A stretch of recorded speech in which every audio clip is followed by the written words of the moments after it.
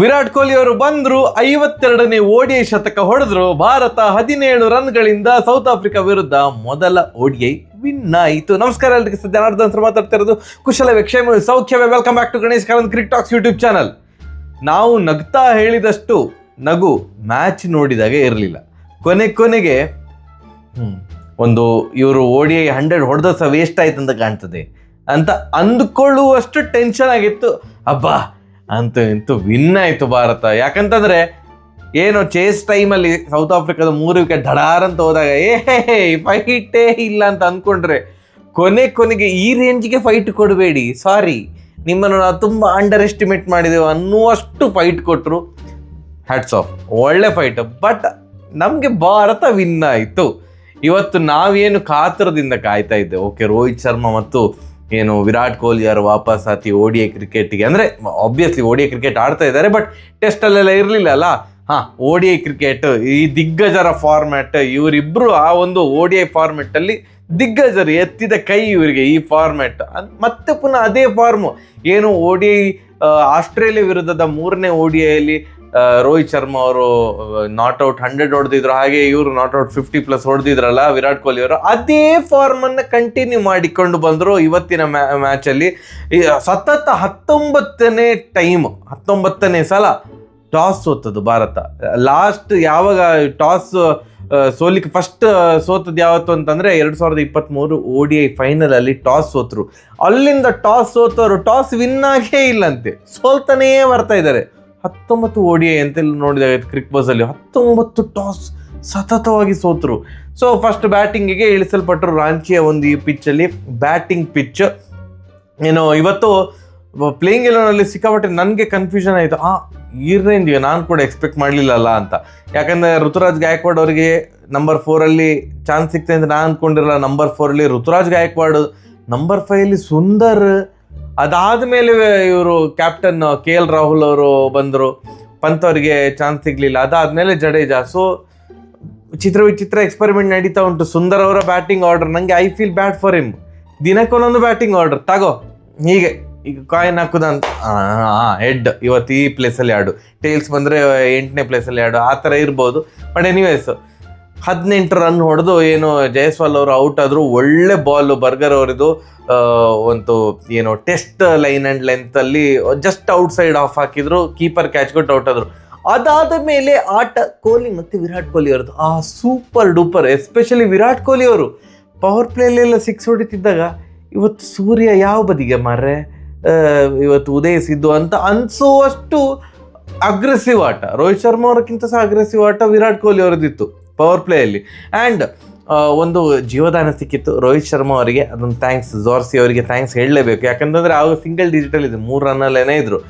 ಆ ಒಂದು ಜೀವದಾನವನ್ನು ಭಯಂಕರ ಲಾಭವಾಗಿ ತೆಗೆದುಕೊಂಡಂಥ ರೋಹಿತ್ ಶರ್ಮಾ ಅವರು 51 ಬಾಲಿಗೆ 57 ರನ್, ಭಾರೀ ಚಂದದ ಇನ್ನಿಂಗ್ಸ್. ಅವರು ಕೂಡ 100 ಹೊಡಿತಿದ್ರು. ಅದು ಬಾಲ್ ಪಿಚ್ಚಾಗಿ ಮೇಲೆಗೆ ಎಳ್ಳೇ ಇಲ್ಲ, ಪುಸ್ತಕಂತ ಕೆಳಗಿಂದವೇ ಬಂದದ್ದು ಕಾಲಿಗೆ ಬಡ್ದು ಕ್ಲೀನ್ LBW.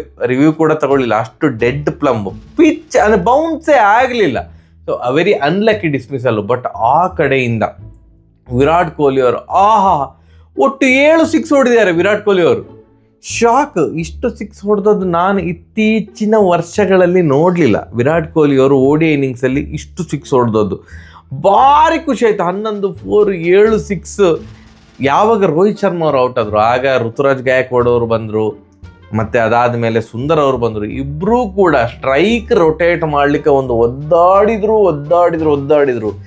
ಆಗ ನಮಗೆ ವ್ಯಾಲ್ಯೂ ಗೊತ್ತಾಗ್ತದೆ, ಅದು ಈ ಇಬ್ಬರು ಲೆಜೆಂಡ್ಸ್ ಇದು ವ್ಯಾಲ್ಯೂ ಗೊತ್ತಾಗ್ತದೆ. ಎಷ್ಟು ನಿರಾಯಾಸವಾಗಿ ಬ್ಯಾಟಿಂಗ್ ಮಾಡ್ತಾ ಇದ್ರು ಅಂತಂದರೆ, ಇದು ಆರಾಮ್ಸೆ 400 ರನ್ ಹೊಡಿಬೋದು ಅಂತ ಅನ್ನಿಸುವಷ್ಟು ನಿರಾಯಾಸವಾಗಿ ಇವರಿಬ್ಬರು ಬ್ಯಾಟಿಂಗ್ ಮಾಡ್ತಾಯಿದ್ರು. ಬಟ್ ಋತುರಾಜ್ ಗಾಯಕ್ವಾಡ್ ಒದ್ದಾಡ್ತಿದ್ದಾರೆ ಸ್ಟ್ರೈಕ್ ರೊಟೇಟ್ ಮಾಡಲಿಕ್ಕೆ.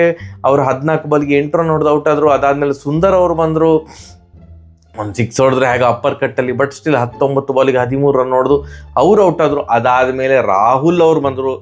ಟು ಬಿ ಆನೆಸ್ಟ್, ರಾಹುಲ್ ಅವರು ಕೂಡ ಫಸ್ಟ್ ಒಂದು 30-35 ಬಾಲ್ ಅವರು ಕೂಡ ಒದ್ದಾಡಿದ್ದಾರೆ, ಸ್ಟ್ರೈಕ್ ರೊಟೇಟ್ ಮಾಡಲಿಕ್ಕೆ ಒದ್ದಾಡಿದ್ದಾರೆ. But on the other hand Virat Kohli ನೋಡಿ, ಏನು 17 ರನ್ನಿಂದ ನಾವು ವಿನ್ ಆದವಲ್ಲ, ಎಲ್ಲಿ ಟರ್ನಿಂಗ್ ಪಾಯಿಂಟ್ ಅಂತಂದರೆ ಆ್ಯಸ್ ಸೂನ್ ಆ್ಯಸ್ 100 ಹೊಡೆದ ಕೂಡಲೇ ಆ ಒಂದು ಸೆಲೆಬ್ರೇಷನ್ ಇತ್ತಲ್ಲ, ಪೈಸಾ ವಸೂಲ್ ಸೆಲೆಬ್ರೇಷನ್.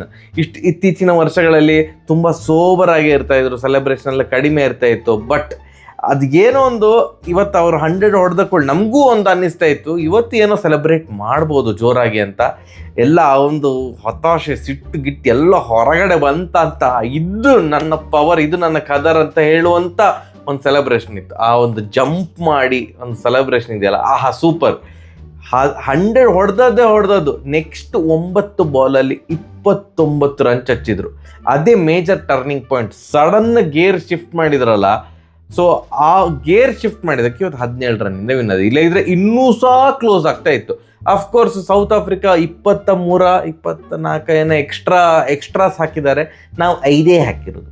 ಸೊ ಆ ಎಕ್ಸ್ಟ್ರಾಸ್ ಇವರೊಂದು ಈ ಥರ ಎಕ್ಸ್ಟ್ರಾ ಕೊಟ್ಟಿದ್ದರಿಂದಾಗಿ ಅದು ಕೂಡ ಹೆಲ್ಪ್ ಆಯಿತು. ಬಟ್ 100 ಹೊಡೆದ ಕೂಡಲೇ ಸುಬ್ರಾಯನ್ ಅವರ ಓವರಲ್ಲಿ 2 4 2 6 ಎಲ್ಲ ಒಂದು 20 ರನ್ ಬಂತ ಆ ಓವರಲ್ಲಿ. ಕಂಟಿನ್ಯೂಸ್ ಆಗಿ ಡಮಡಮ ಅಂತ ಹೊಡಿತಾನೆ ಇದ್ರು. 120 ಬಾಲಿಗೆ 135 ರನ್ ಹೊಡೆದು ಕೊನೆಗೆ ಏನು ವಿರಾಟ್ ಕೊಹ್ಲಿ ಅವರು ಔಟ್ ಆದರು.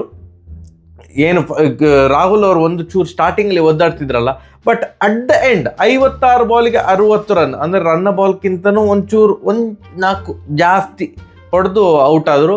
ಅಂದರೆ ಒಂದೇ ಓವರಲ್ಲಿ 2 6 ಎಲ್ಲ ಬಂತು ಯಾವುದೋ ಒಂದು ಓವರಲ್ಲಿ. ಸೊ ಅಲ್ಲಿಗೆ ಅದು ಕರೆಕ್ಟ್ ಆಯಿತು. ಇಲ್ಲದಿದ್ರೆ ಒಂಚೂರು ಒದ್ದಾಡ್ತಿದ್ರು, ಒಂಚೂರು ಸ್ವಲ್ಪ ಸ್ಲೋ ಆಯ್ತಲ್ಲ ಅಣ್ಣ ಅಂತ ಅನಿಸುವಷ್ಟು ಅನ್ನಿಸ್ತಿತ್ತು. ಬಟ್ ಅಲ್ಲಿಗೆ ಮತ್ತೆ ಚೇಂಜ್ ಮಾಡಿಕೊಂಡ್ರು. ಒಂದೇ ಓವರಲ್ಲಿ 2 6 ಎಲ್ಲ ಬಂದು ಆ್ಯಂಡ್ ಲಾಸ್ಟ್ ಮೂಮೆಂಟಿಗೆ ರವೀಂದ್ರ ಜಡೇಜಾ ಅವರು 20 ಬಾಲಿಗೆ 32 ರನ್ ಹೊಡೆದು ತಂಡದ ಮೊತ್ತ 349ಕ್ಕೆ 8 ವಿಕೆಟ್.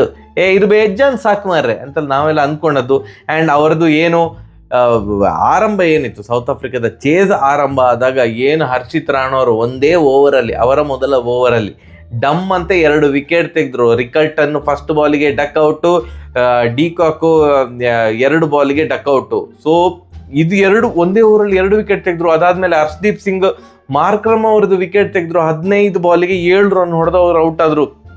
ಸೊ 11 ರನ್ ಪೇರಿಸುವಷ್ಟರಲ್ಲಿ 3 ವಿಕೆಟ್ ಹೋಗಿ ಆಗಿದೆ ಸೌತ್ ಆಫ್ರಿಕಾದ. ಎಬ್ಬೆ ಅಂತ ಅಂದ್ಕೊಂಡದ್ದು. ಅದಾದಮೇಲೆ ಒಂದು ಚಿಕ್ಕ ಪಾರ್ಟ್ನರ್ಶಿಪ್ ಅಂತ ಜೋರ್ಸಿ ಅವರು ಔಟ್ ಆದರು. ಅವರೊಂದು 35 ಬಾಲಿಗೆ 39 ರನ್ ಹೊಡೆದು ಅವರು ಔಟ್ ಆದರು. ಅದಾದಮೇಲೆ ಬ್ರೇವಿಸ್ ಕೂಡ ಹಾಗೆ. ಯಾವಾಗ ಜೋರ್ಸಿಯಿಂದ ನಿಧಾನಕ್ಕೆ ಕ್ರಿಕೆಟ್ ಬಾಲ್ ಫುಟ್ಬಾಲ್ ಥರ ಕಾಣಲಿಕ್ಕೆ ಸ್ಟಾರ್ಟ್ ಆಯ್ತು ಅಂತ ಕಾಣ್ತದೆ ಸೌತ್ ಆಫ್ರಿಕಾದವರಿಗೆ. ಬಂದವರೆಲ್ಲ ಹೊಡಿತಿದ್ದಾರೆ. ಬ್ರೇವಿಸ್ ಕೂಡ ಹೊಡೆದ್ರು 28 ಬಾಲಿಗೆ 37. ಆಗ ಕೂಡ ಇದು ಇನ್ನೂ ಸಹ ತುಂಬ ಉಂಟಪ್ಪ ಇವರಿಗೆ ಹೊಡಿಲಿಕ್ಕೆ, ಇವರು ವಿನ್ ಆಗೋದಿಲ್ಲ ಅಂತ ಅನಿಸ್ತಾವೇ ಇತ್ತು. ಬಟ್ ಯಾವಾಗ ಈ ಮಾರ್ಕೋ ಆ್ಯನ್ಸನ್ ಮತ್ತು ಆ ಕಡೆಯಿಂದ ಬ್ರಿಚ್ಕಿ ಹೊಡಿಲಿಕ್ಕೆ ಸ್ಟಾರ್ಟ್ ಮಾಡಿದ್ರು, ಎಸ್ಪೆಷಲಿ ಮಾರ್ಕೋ ಆ್ಯನ್ಸನ್, ಅಣ್ಣನಿಗೆ ನಿಜವಾಗಿ ಸಹ ಫುಟ್ಬಾಲ್ ಥರವೇ ಕಾಣ್ತಾ ಇತ್ತ ಅಂತ ಇವತ್ತು. ಅಥವಾ ಅವರಿಗೆ ಹೆಚ್ಚಿನ ಅಂಶ ಈ ಫಾಕ್ನರ್ ಅಂತ ಒಂದು ಪ್ಲೇಯರ್ ಇದ್ರು, ಗೊತ್ತುಂಟ, ಆಸ್ಟ್ರೇಲಿಯಾದು. ಟೀನೇಜರ್ಸಿಗೆ ಗೊತ್ತಿರೋದಿಲ್ಲ, ಬಟ್ ನಮಗೆಲ್ಲ ಗೊತ್ತುಂಟು.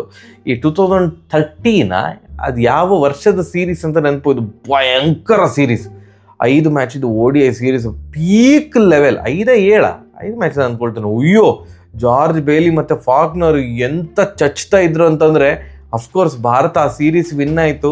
ಬಟ್ ಭಯಂಕರ ಟೈಟ್ ಸೀರೀಸ್ ಅದು ಅನ್ಬೀಟೇಬಲ್. ODI ಸೀರೀಸ್ ಅಂದರೆ ಅದು ದ ಬೆಸ್ಟ್. ಈ ಫಾಕ್ನರ್ ಅವರಿದು ಆತ್ಮ ಎಲ್ಲಿಯಾದ್ರೂ ಬಂದು ಮಾರ್ಕೋ ಆ್ಯನ್ಸನ್ ಅವ್ರ ಮೇಲೆ ಸೇರ್ಕೊಂಡಿದ ಅಂತ.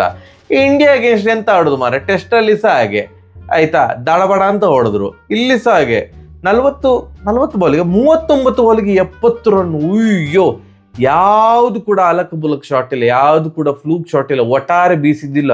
ಎಲ್ಲ ಟೈಮಿಂಗ್ ಪವರ್ 2 ಸಹ ಮಿಕ್ಸು. ಟೈಮಿಂಗ್ 100ಗೆ 100, ಪವರ್ ಸಹ 100ಗೆ 100. ಯಾವಾಗ ಇವರು ಹೊಡಿಲಿಕ್ಕೆ ಸ್ಟಾರ್ಟ್ ಮಾಡಿದ್ರು, ಮ್ಯಾಚ್ ಯಾಕೋ ಲಗಡಿ ಹೋಗ್ತಾ ಉಂಟಲ್ಲ. 97 ರನ್ ಪಾರ್ಟ್ನರ್ಶಿಪ್ ಬಂತು. 130ರಿಂದ 227 ತನಕ ಕಣ್ಮುಚ್ಚಿ ಕಣ್ಬಿಟ್ಟು ಅಷ್ಟರಲ್ಲಿ ದಡ್ಡ ಅಂತ ಬರ್ತಾನೆ ಇತ್ತು ರನ್. ಆ ಒಂದು ಓವರಲ್ಲಿ ಕುಲ್ದೀಪ್ ಯಾದವ್ ಅವರು 2 ವಿಕೆಟ್ ತೆಗೆದ್ರು ನೋಡಿ. ಒಂದೇ ಓವರಲ್ಲಿ 3 ಬಾಲಿನ ಅಂತರದಲ್ಲಿ 2 ವಿಕೆಟ್ ಬಿತ್ತು. ಏನು ಫಸ್ಟ್ ಮಿಸ್ ಟೈಮ್ ಮಾಡಿದ್ದು ಮಾರ್ಕೋ ಆ್ಯನ್ಸನ್. ಹೌದು, ಏನು ಜಡೇಜಾ ಅವರಿಗೆ ಕ್ಯಾಚ್ ಕೊಟ್ಟರು ಕುಲ್ದೀಪ್ ಯಾದವ್ ಅವರ ಓವರಲ್ಲಿ ಮಾರ್ಕೋ ಆ್ಯನ್ಸನ್. ಅದೇ ಓವರಲ್ಲಿ ಬ್ರಿಚ್ಕಿ ಕೂಡ 80 ಬಾಲಿಗೆ 72 ರನ್ ಹೊಡೆದು ಔಟ್ ಆದರು. ವಿರಾಟ್ ಕೊಹ್ಲಿ ಅವರಿಗೆ ಕ್ಯಾಚ್ ಕೊಟ್ಟರು ಲಾಂಗ್ ಆನಲ್ಲಿ. ಆಯ್ತಲ್ಲ, 228ಕ್ಕೆ ಡಮ್ ಅಂತ 6 ವಿಕೆಟ್ ಹೋಗಿದೆ. ಇನ್ನು ಆಗುದೇ ಇಲ್ಲಪ್ಪ, ವಿನ್ ಆಗುದೇ ಇಲ್ಲ. 7 ವಿಕೆಟ್ ಹೋಯ್ತು. ಅದಾದ್ಮೇಲೆ ಮತ್ತೆ ಪುನಃ ಹೋರಾಟ ಜಾರಿ ಆಯ್ತು ಮಾರೆ. ಕಾರ್ಬಿನ್ ಬಾಷಿ ಕಾರ್ಬಿನ್ ಬಾಷ್ ಸಹ ಹೊಡಿತಾರೆ ಅಂತ ನಮ್ಗೆ ಗೊತ್ತಿರಲಿಲ್ಲ. ಅಂದರೆ S allrounder, S of course, but ಈ ಥರ ಹೊಡಿತಾರೆ ಅಂತ ಗೊತ್ತಿರಲಿಲ್ಲ. ಮಾರ್ಕೋ ಆ್ಯನ್ಸನ್ ಅವರು ಔಟ್ ಹೋಗುವಾಗ ಆತ್ಮನ ಶಿಫ್ಟ್ ಮಾಡಿ ಹೋದ್ರು ಅಂತ ಕಾಣ್ತದೆ. ಅವರು ಬಂದರು, ಅವರೊಂದು 51 ಬಾಲಿಗೆ 67 ರನ್ ಅವ್ರು ಡಬ ಡಬ ಹೊಡಿತಿದ್ದಾರೆ. ಕೊನೆಗೆ ಅಂತೂ ಇಂತು ಅವ್ರಿಗೆ ಇದು ಕೂಡ ಸಾಥ್ ಕೂಡ ಕೊಟ್ಟರು, ಸುಬ್ರಾಯನ್ ಅವರು ಸಾಥ್ ಕೊಟ್ಟರು. ನನಗೆ ಅಂದರೆ ಇವ್ರಿಗೆ ಎಲ್ರಿಗೂ ಇಷ್ಟು ಒಳ್ಳೆ ಬ್ಯಾಟಿಂಗ್ ಬರ್ತದೆ ಮಾರ್ರೆ. ವಿಕೆಟ್ ಹೋಗ್ತಾ ಉಂಟು, ಬರ್ತಾರೆ ಎಲ್ಲರೂ ಕೂಡ ಟೆಕ್ನಿಕಲಿ ಭಯಂಕರ ಪರ್ಫೆಕ್ಟ್ ಇದ್ದವ್ರ ಥರ ಬ್ಯಾಟಿಂಗ್ ಮಾಡ್ತಾ ಇದ್ದಾರಲ್ಲ. ಸುಬ್ರಾಯನ್ ಅವರು 16 ಬಾಲ್ಗೆ 17 ರನ್, ಅದಾದಮೇಲೆ ಬರ್ಗರ್ 23 ಬಾಲ್ಗೆ 17 ರನ್ನು. ಅಯ್ಯ ದೇವ, ಯಾರು ಒಬ್ಬರಾದ್ರೂ ಇದ್ದಾರೆ ಮಾರೆ ನಿಮ್ದ್ರಲ್ಲಿ ಬ್ಯಾಟಿಂಗ್ ಬರೆದಿದ್ದವರು ಅಂತ ಅನ್ನಿಸುವಷ್ಟು ಚೆಂದ ಮಾಡಿ ಬ್ಯಾಟಿಂಗ್ ಮಾಡ್ತಾ ಇದ್ದಾರೆ. ಆ ಹೋರಾಟ ಕೊನೆಯ ತನಕ ಜಾರಿಯಲ್ಲಿತ್ತು. ಕೊನೆಗೆ ಅಂತೂ ಇಂತು ಏನು ಕಾರ್ಬಿನ್ ಬಾಷ್ ಅವರು ಲಾಸ್ಟ್ ಓವರಿಗೆ 18 ರನ್ ಬೇಕಿತ್ತು. ಎಲ್ಲರ ಅಪ್ಪಿ ಆ ಒಂದು ಕುಲ್ದೀಪ್ ಯಾದವ್ ಅವರ ಓವರಲ್ಲಿ ವಿಕೆಟ್ ಬಿದ್ದಿರದಿದ್ದರೆ ಇವ್ನು ನನ್ನ ಪ್ರಕಾರ ಇನ್ನೂ ಸಹ 4 ಓವರ್ ಇರುವಾಗಲೇ ಹೊಡೆದು ಬಿಸಾಕ್ತಿದ್ರ ಅಂತ ನಮ್ಮನ್ನು. ಆ ಥರ ಸಿಕ್ಕಾಪಟ್ಟೆ ಹೊಡೆದಿಯಾರಪ್ಪ. ಇಲ್ಲಿ ಮ್ಯಾಚ್ ನೋಡಿದವ್ರಿಗೆ ಗೊತ್ತಾಗ್ತದೆ, ಬಾಯಿಗೆ ಒಂದಿತ್ತಿದು ಹೋಯ್ತಾ ಅಂತ ಅನಿಸಿತ್ತು. ಬಟ್ ಕುಲ್ದೀಪ್ ಯಾದವ್ 4 ವಿಕೆಟ್ ತೆಗೆದ್ರು, ಹರ್ಷಿತ್ ರಾಣಾ 3 ವಿಕೆಟ್ ತೆಗೆದ್ರು, ಹರ್ಷದೀಪ್ ಸಿಂಗ್ ಮಾರ್ಕ್ರಮ್ ಅವ್ರದ್ದು ವಿಕೆಟ್ ಸೂಪರಾಗಿ ತೆಗೆದ್ರು. ಲಾಸ್ಟಿಗೆ ಕಾರ್ಬಿನ್ ಬಾಷ್ ಅವ್ರದ್ದು ತೆಗೆದಿದ್ದಾರೆ. ಸುಂದರ್ ಮತ್ತು ಜಡೇಜಾ ಅವರು ವಿಕೆಟ್ ತೆಗಿಬೇಕು. ವಿಕೆಟ್ ತೆಗೆದಿದ್ದರೆ ಭಾರಿ ಕಷ್ಟ ಆಗ್ತದೆ ಓಡಿ ಕ್ರಿಕೆಟಲ್ಲಿ. ನಮ್ಮ ಜಡೇಜಾ ಅಣ್ಣ ಪ್ಲೀಸ್, ಎಸ್ ನೀವು ಸ್ವಲ್ಪ ಬ್ಯಾಟಿಂಗ್ ಆಲ್ರೌಂಡರ್, ಬಟ್ ಎಸ್ ನೀವು ವಿಕೆಟ್ ತೆಗಿಬೇಕು ಮಾರ್ರೆ ಅಂತ ನಾವು ಕಳಕಳಿಯಾಗಿ ಬೇಡಿಕೊಳ್ಳುತ್ತಿದ್ದೇವೆ. ಅಂತೂ ಇಂತೂ 17 ರನ್ಗಳಿಂದ ಭಾರತ ವಿನ್ ಆಯಿತು. 332 ರನ್ನಿಗೆ ಸೌತ್ ಆಫ್ರಿಕಾ ಆಲ್ ಔಟ್ ಆಯಿತು. Thanks to Virat Kohli. ಅದೊಂದು ಒಂದು 9 ಬಾಲಿಗೆ 29 100 ಹೊಡೆದ್ಮೇಲೆ ಅದೊಂದು ಚಿಕ್ಕದೊಂದು ಟಕ್ ಅಂತ ಗೇರ್ ಚೇಂಜ್ ಮಾಡಿದ ಫೇಸ್ ಇತ್ತಲ್ಲ, ಸೂಪರ್. ಅದು ತುಂಬ ನಿರ್ಣಾಯಕ ಆಯಿತು. And thanks to South Africa bowlers. ಆ ಒಂದು 23 run extra, thanks. Next match 33 43 ಈ ಥರ ಎಕ್ಸ್ಟ್ರಾ ರನ್ಸ್ ಕೊಡಿ, ನಮ್ಗೆ ತುಂಬ ಇಂಪಾರ್ಟೆಂಟ್ ಆಗ್ತದೆ. ಬಟ್ ಈ ಸೀರೀಸ್ ನಾನು ಅಂದುಕೊಳ್ಳುವಷ್ಟು ಈಸಿಯಾಗಿಲ್ಲ. ಇವರು ಸೌತ್ ಆಫ್ರಿಕಾ ತಂಡ ನಾನು ತುಂಬ ಓಕೆ ಟೀಮ್ ಅಂತ ಅಂದ್ಕೊಂಡಿದ್ದೆ. ಓಡಿಯೋಲ್ಲಿ ಭಯಂಕರ ಇದ್ದಾರೆ. ಸೊ ಸೆಕೆಂಡ್ ಒನ್ ಡೇ ಎಂತ ಆಗ್ತದೆ ನೋಡುವ. ಸೆಕೆಂಡ್ ಒನ್ ಡೇಲಿ ಮತ್ತೆ ಪುನಃ ರೋಹಿತ್ ಶರ್ಮಾ, ವಿರಾಟ್ ಕೊಹ್ಲಿ ಅವರು ಈ ಥರದೇ ಒಂದು ಚಂದದ ಆಟ ಆಡಲಿ ಅಂತ ನಾವು ಬಯಸ್ತೇವೆ. ಸರಿಯಾಗಿ ಬರುವ. ನಮಸ್ಕಾರ.